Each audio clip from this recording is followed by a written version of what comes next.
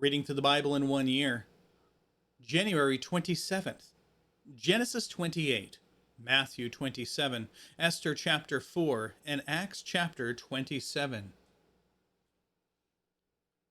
So Isaac called Jacob and blessed him and commanded him and said to him, "You shall not take a wife from the daughters of Canaan."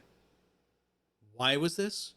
Remember, he had just stolen his brother's birthright, stolen his brother's blessing, and his brother was comforting himself over the fact that this happened by saying that once my father's dead, and once we've finished mourning for him, then I'll just murder my brother, and then everything will fall to me anyway. So his mom, Rebecca's like, we got to get him the heck out of here. So she went to her husband, to Isaac, and said, I don't want him taking a wife like Esau did from the women of around here. He should take one from my brother. So he went to him, and now this is where we pick up the story. So Isaac agreed with her and said, and he called Jacob and blessed him and commanded him and said to him, "You shall not take a wife from the daughters of Canaan.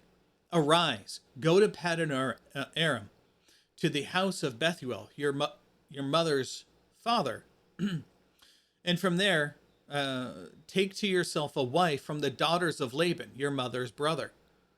May God Almighty bless you and make you fruitful and multiply you, so that you may become an assembly of peoples.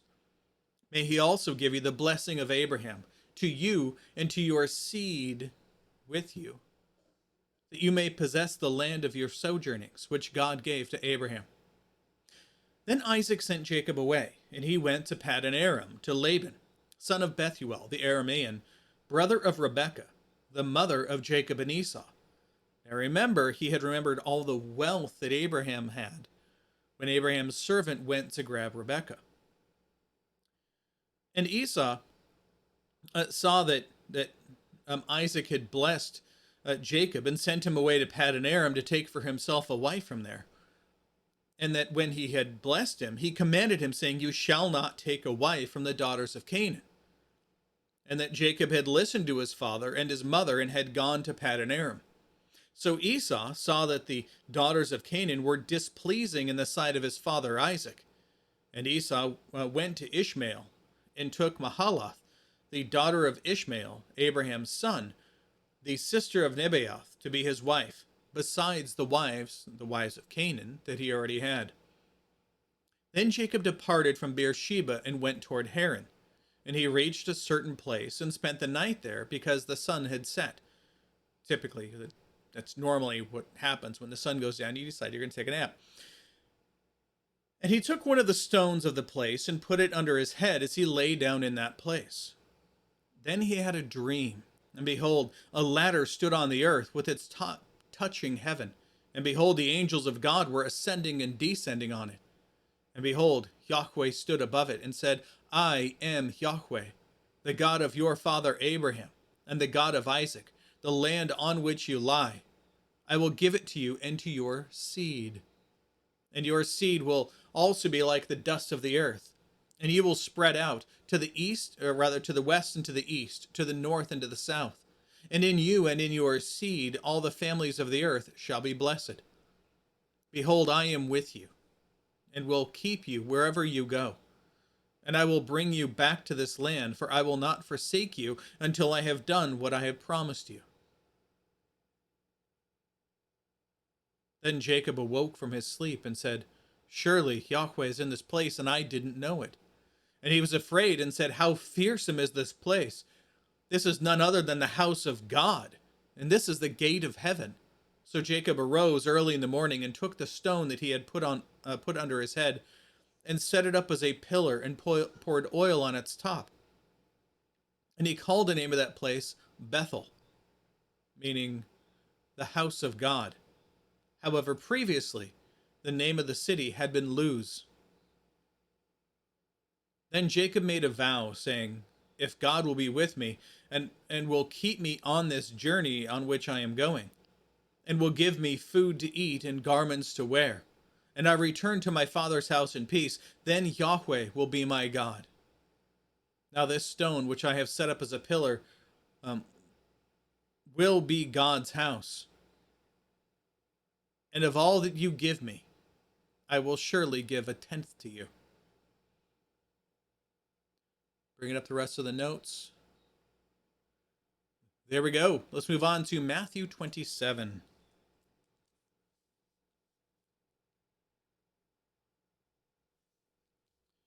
Now, when morning came, all the chief priests and the elders of the people took counsel together against Jesus to put him to death. And they bound him and led him away and delivered him to Pilate the governor. Then Judas, who had betrayed him, saw that he had been condemned, and he felt remorse and returned the 30 pieces of silver to the chief priests and elders, saying, I have sinned by betraying innocent blood. But they said, what is that to us? See to that yourself. And he threw the pieces of silver into the sanctuary and departed, and he went away and hanged himself. And the chief priest took the pieces of silver and said, it is not lawful to put them into the temple treasury, since it is the price of blood. At least they're acknowledging that. And taking counsel together, they bought with the money the potter's field as a burial place for strangers. For this reason, that field has been called Adokama, or the field of blood, to this day. Then that which was spoken through the prophet Jeremiah was fulfilled, saying, and they took the 30 pieces of silver, the price of one whose price had been set by the sons of Israel, and they gave them for the potter's field, as Yahweh directed me. Now Jesus stood before the governor, and the governor questioned him, saying, are you the king of the Jews? And Jesus said to him, you yourself say it. And while he was being accused by the chief priests and elders, he did not answer. Then Pilate said to him, do you not hear how many things they testify against you? He did not answer him with regard to even a single charge. So the governor marveled greatly. Now, at the feast, the governor was accustomed to release for the crowd any one prisoner whom they wanted. And at that time they were holding a notorious prisoner called Barabbas, whose name is interesting. It means son of the Father. So when the people gathered together, Pilate said to them, whom do you want me to release for you? Barabbas, as in the worst of the worst, or Jesus, who is called Christ? For he knew that because of envy, they had delivered him over, as in delivered him over to death. Now, while he was sitting on the judgment seat, his wife sent him a message saying, have nothing to do with that righteous man, for last night I suffered greatly in a dream because of him. But the chief priests and the elders persuaded the crowds to ask for Barabbas and to put Jesus to death. But the governor answered them and said, which of the two do you want me to release for you? And they said, Barabbas. And Pilate said to them, then what shall I do with Jesus, who is called Christ? They all said, let him be crucified. And he said, why? What evil did he do? But they were crying out all the more, saying, let him be crucified. Now when Pilate saw that he was accomplishing nothing, but rather that a riot was starting, he took water and washed his hands in front of the crowd, saying, I am innocent of this man's blood. See to that yourselves. And all the people answered and said, his blood be on us and on our children. Then he released Barabbas for them. But after having Jesus scourged, again, just kind of mentioning it in passing, this is something people usually die from. That's where you're whipped for 40 strikes. And the whip that they use is like a cat of nine tails, and the end of it has little bits of bone on it so that it digs into your flesh, and when they pull it back, it rips your skin off. Just mentioned briefly here as he just had him scourged. He delivered him over to be crucified. When the soldiers of the governor took Jesus into the praetorium, they gathered the whole Roman cohort around him, and they stripped him and put a scarlet robe on him. And after twisting together a crown of thorns, they put it on his head and put a reed in his hand, and they knelt down before him and mocked him, saying, Hail, King of the Jews! And they spat on him. And they took the reed and began to beat him on the head. When they had mocked him, They took the scarlet robe off of him, put his own garments back on him, and led him away to crucify him. And as they were coming out, they found a man of Cyrene named Simon, whom they pressed into service to bear his cross. When they came to a place called Golgotha, which means place of a skull, they gave him wine to drink mixed with gall, and after tasting it, he didn't want to drink it. Well, what is this wine mixed with gall? It's a deadening thing. It's the lightest bit of kindness that they offer. And when they crucified him, they divided up his garments among them by casting lots. And sitting down, they began to keep watch over him. And above his head, they put up the charge against him, which read, "This is Jesus, the King of the Jews." At that time, 2 robbers were crucified with him, one on the right and one on the left. This also is another prophecy which is coming true. And those who were passing by were blaspheming him and shaking their heads, saying, "You who are going to destroy the sanctuary and rebuild it in 3 days, save yourself. If you are the Son of God, come down from the cross." In the same way, the chief priests also, along with the scribes and elders, were mocking him, saying, "He saved others, yet he cannot save himself. He is the King of Israel. Let him come down now from the cross, and then we will believe him. He trusts in God. Let God rescue him now, if he delights in him. For he said, 'I am the Son of God.'" And the robbers who had been crucified with him were also insulting him with the same words. Now from the 6th hour, about noon, darkness fell upon the land until the 9th hour. Again, the brightest part of the day. It's just now, it's as if it's night. For 3 hours. And about the 9th hour, Jesus cried out with a loud voice, saying, "Eli, Eli, lama sabachthani?" That is, my God, why have you forsaken me?" And some of those who were standing there, when they heard it, began saying, "This man is calling for Elijah." And immediately one of them ran, and taking a sponge, he filled it with sour wine and put it on a reed and gave him a drink. But when the rest of him were saying, let's see whether Elijah will come to save him," Jesus cried out again with a loud voice and yielded up his spirit. And behold, the veil of the sanctuary was torn in two from top to bottom, and the earth shook, and the rocks were split, and the tombs were opened, and the bodies of the saints who had fallen asleep, as in people who had died, were raised. And coming out of the tombs after his resurrection, they entered the holy city and appeared to many. Now the centurion and those who were with him keeping guard over Jesus, when they saw the earthquake and the things that were happening, became very frightened and said, "Truly, this was God's Son." And many women were were there looking on from a distance, who had followed Jesus from Galilee and while ministering to him. Among them were Mary Magdalene, Mary, the mother of James and Joseph, and the mother of the sons of Zebedee. Now, when it was evening, there came a rich man from Arimathea, named Joseph, who himself had also become a disciple of Jesus. This man went to Pilate and asked for the body of Jesus. Then Pilate ordered it to be given to him. And Joseph took the body and wrapped it in a clean linen cloth, and laid it in his own new tomb, which he had hewn out of the rock. And he rolled a large stone against the entrance of the tomb and went away. And Mary Magdalene was there, and the other Mary, sitting opposite the grave. Now on the next day, the day after the preparation, the chief priests and the Pharisees gathered together with Pilate, saying, "Sir, we remember that when he was still alive, that deceiver said, 'After 3 days I am to rise again.' Therefore, order for the grave to be made secure until the 3rd day, lest his disciples come and steal him away, and say to the people, 'He has risen from the dead.' And this last deception will be worse than the first."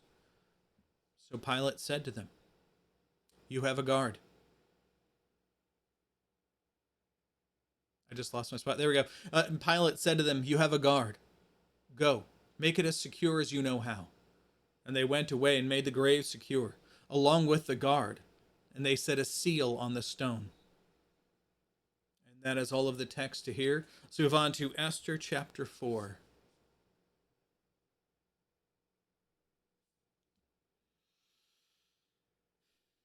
Now Mordecai came to know of all that had been done, and he tore his clothing and put on sackcloth and ashes, and went out into the midst of the city and cried loudly and bitterly.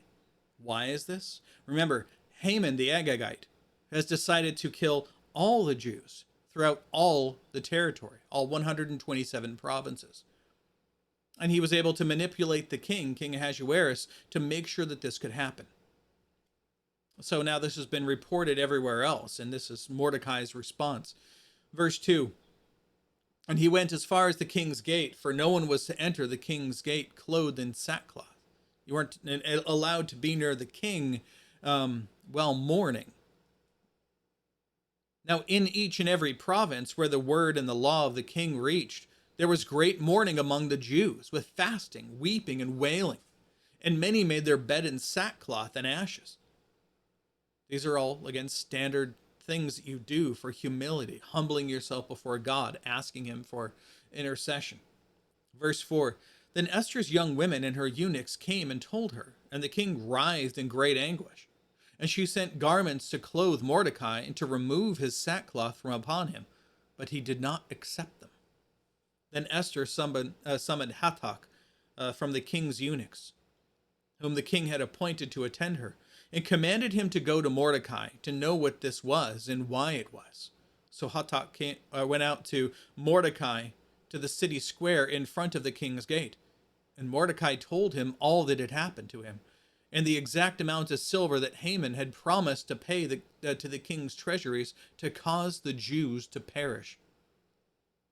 He also gave him a copy of the written law, which had been given in Susa for their destruction, in order to show Esther and to tell her to command her to go in to the king to implore his favor and to seek him out for her people. Then Hathach came back and told Mordecai's words to Esther. Then Esther spoke to Hathach and commanded him to reply to Mordecai. All the king's servants and the people of the king's provinces know that for any man or woman who comes to the king to the inner court who is not summoned, he has but one law, that he be put to death, unless the king holds out to him the golden scepter, so that he may live. I have not been summoned to come to the king's house, or to come to the king for these 30 days. So they told Esther's words to Mordecai. Then Mordecai said for them to respond to Esther. Do not imagine that you and the king's house can escape any more than all the Jews. For if you remain silent at this time, relief and deliverance will arise for the Jews from some other place, and you and your father's house will perish. And who knows whether you have not reached royalty for such a time as this. Then Esther said for them to respond to Mordecai. Go, gather all the Jews who are found in Susa, and fast for me. Do not eat nor drink for 3 days, night or day. I and my young women will also fast in the same way. And thus I will go into the king, which is not according to the law, and if I perish, I perish. So Mordecai went away and did just as Esther had commanded him. And that is all the notes. Let's move on now to Acts chapter 27.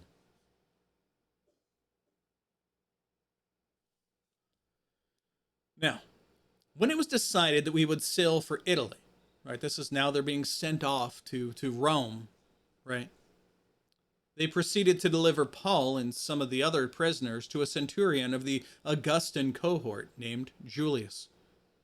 And getting aboard an Adramyttian ship, which was about to set sail to the regions along the coast of Asia, we set sail accompanied by Aristarchus, a Macedonian of Thessalonica. The next day we put in at Sidon, and Julius treated Paul with consideration and allowed him to go to his friends and receive care. From there, we set sail and sailed under the shelter of Cyprus because the winds were against us. And when we had sailed through the sea along the coast of Cilicia and Pamphylia, we landed at Myra in Lycia. There, the centurion found an Alexandrian ship sailing for Italy, and he put us aboard it.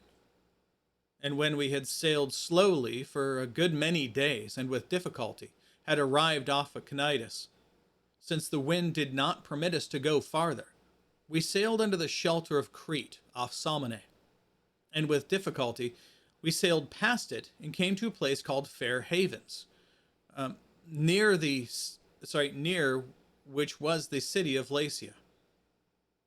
And when considerable time had passed, and the voyage was now dangerous, since even the fast was already over, Paul began to advise them and said to them, Men, I perceive that the voyage will be certainly with damage and great loss, not only of the cargo in the ship, but also of our lives. But the centurion was more persuaded by the pilot and the captain of the ship than what was being said by Paul. Because the harbor was not suitable for wintering, the majority reached a decision to set sail from there, if, somehow, they could arrive at Phoenix, a harbor of Crete facing a southwest and northwest, to spend the winter there. And when a moderate south wind came up, thinking they had attained their purpose, they weighed anchor and began sailing along the shore of Crete. But before very long, there rushed down from the land a violent wind called Eurykilo, or a northeaster. And when the ship was caught in it, it could not face the wind. We gave way to it and let ourselves be carried along. And running under the shelter of a small island called Clauda, we were scarcely able to get the ship's boat under control. And after they had hoisted it up, they used supporting cables in undergirding the ship. This was a common thing to do. You have cables that you run down under the ship and you tighten them down, and they kind of like hold the ship tight together. This was again a normal thing to take place. They did so fearing that they might run aground on the shallows of Syrtis. They let down the sea anchor, and in this way let themselves just be carried along. Well, a sea anchor, basically there are these large stones, and they have holes kind of bored in them, and they are dropped off the back of the ship to kind of slow the ship down. And they drop quite a ways in the water. That's why it's called a sea anchor. It obviously can't go all the way to the bottom, but it's meant to slow the ship so it doesn't get pulled along quite so much. We'll hear about these later. The next day, as we were being violently storm-tossed, they began to jettison the cargo. And on the third day, they cast the ship's tackle overboard with their own hands. And since neither sun nor stars appeared for many days, and no small storm was assailing us, from then on, all hope of our being saved was gradually abandoned. When they had gone a long time without food, then Paul stood up in their midst and said, Men, you ought to have followed my advice not to set sail from Crete and to avoid this damage and loss. And now I advise you to be cheerful, for there will be no loss of life among you, but only of the ship. For this very night an angel of the God to whom I belong and whom I serve stood before me, saying, Do not be afraid, Paul. You must stand before Caesar. And behold, God has granted you all those who are sailing with you. Therefore, be cheerful, men, for I believe God that it will turn out exactly as I have been told. Again, this is faith in God. But we must run aground on some island.